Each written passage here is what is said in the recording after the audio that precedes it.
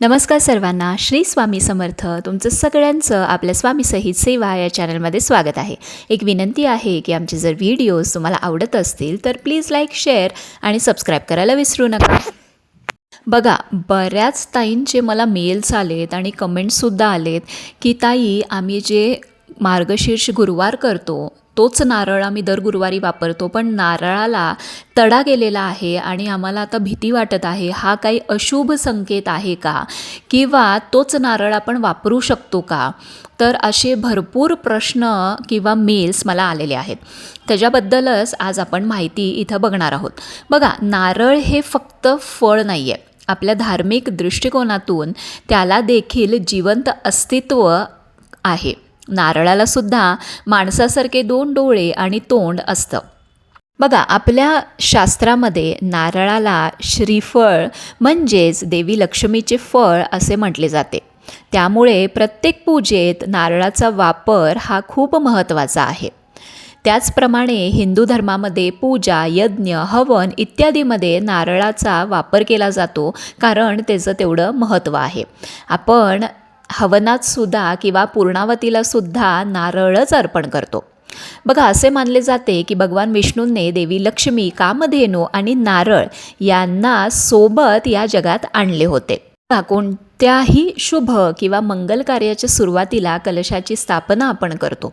धार्मिक शास्त्रांमध्ये कलश सुख, समृद्धी आणि शुभ कार्याचे प्रतीक मानले जाते. पण नारळाशिवाय कलशाची स्थापना ही अपूर्ण आहे.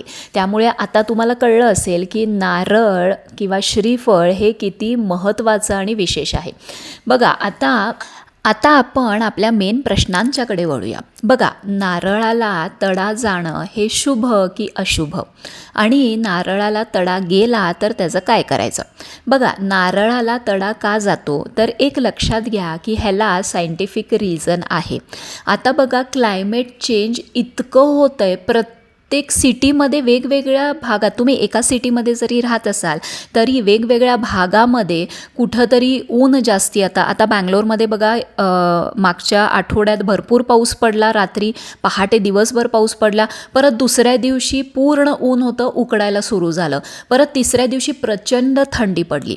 तर असं एकदा होतं की रात्री प्रचंड थंडी पडती आहे, सकाळी उठून गरम होतं आहे, कधीकधी पाऊस होतो आहे. सो आपल्याला 2 दिवसांमध्ये किंवा एका दिवसांमध्ये सगळे सीझन बघायला मिळत आहेत. त्यामुळे टेम्परेचर वर खाली हे होत असतं. आता नारळाच्या आतलं टेम्परेचर, नारळाच्या बाहेरचं टेम्परेचर हे प्रचंड वेगळं असतं. आपण काय करतो, नारळ कलशामधून शुक्रवारी काढतो, तो तसाच ठेवून देतो, परत गुरुवारपर्यंत तो तसाच कोरडा राहतो. तर तुम्हाला पहिली म्हणजे काय करायचं आहे, तर पहिली जाणून घ्या, हा काही अशुभ संकेत नाही आहे. ह्याला सायंटिफिक रिझन आहे. वातावरणामुळे नारळाला तडे जातात. माझ्यासुद्धा कलशाच्या नारळाला तडे जातात. त्यामुळे अजिबात घाबरायची गरज नाही आहे. निवांत राहावा, टेन्शन घेऊ नका. हा काही अशुभ संकेत नाही आहे. तुम्हाला आता काय करायचं आहे प्रिव्हेन्शन म्हणून, तर तुम्ही शुक्रवारी ही पूजा काढून ठेवता. त्या दिवशी नारळ छान एका ओल्या कपड्यामध्ये गुंडाळून ठेवा, आणि तो कपडा सुकला की परत तो कपडा ओला करायचा पाण्यामध्ये आणि परत तो नारळ गुंडाळून ठेवायचा.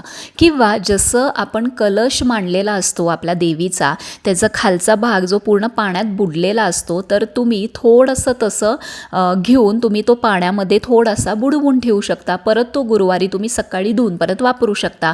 किंवा तुम्ही हळूहळू दररोज सकाळ, दुपार, संध्याकाळ नारळावरती पाण्याचा हापका मारू शकता, किंवा स्प्रे बॉटलनी थोडं थोडं नारळावरती सकाळ, दुपार, संध्याकाळ किंवा सकाळ संध्याकाळ थोडं थोडं पाणी स्प्रे करू शकता.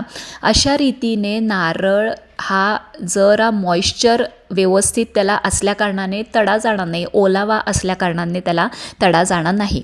कधीही लक्षात ठेवा, देवदेवता आपल्यावरती कधीही वाईट आपल्यावरती कधीही करत नाही. जे काय आपल्याबरोबर किंवा आपल्यावर वाईट होतं ते आपले भोग असतात, ते आपले कर्म जे आपण केलेले असतात, भले मग ते ह्या जन्मात असे ना किंवा मागच्या जन्मात असे ना. म्हणून म्हणतात की येणारा दिवस हा कसा चांगला घालवावा हे आपल्या हातात असतं. त्यामुळे अजिबात टेन्शन घेऊ नका. हा काही देवी माता लक्ष्मीचा किंवा देवीचा काही कोप नाही आहे किंवा तुमच्यावरती काहीही मोठं संकट कोसळणार नाही आहे. ह्याला सायंटिफिक रिझन आहे. सो हे प्रॅक्टिकल वेनी तुम्ही विचार करा आणि त्याप्रमाणे नारळ कसा जपता येईल ते तुम्ही बघू शकता. आता नारळाला जर तडा गेला असेल तर तो वाहत्या पाण्यात तुम्ही विसर्जित करा. तुमच्या इथं जर निर्माल्याचं कुंड असेल तर निर्माल्यामध्ये त्या कुंडामध्ये जाऊन विसर्जित करा किंवा वाहत्या पाण्यामध्ये सोडून द्या. अगदीच तुमच्या तिथं काहीही नसेल तर तुम्ही कुठल्याही मंदिरामध्ये जाऊन तो तुम्ही नारळ ठेवू शकता. अजिबात डस्टबिनमध्ये वगैरे टाकू नका किंवा 4ही गुरुवार होईपर्यंत तो तुमच्या घरी मात्र ठेवू नका.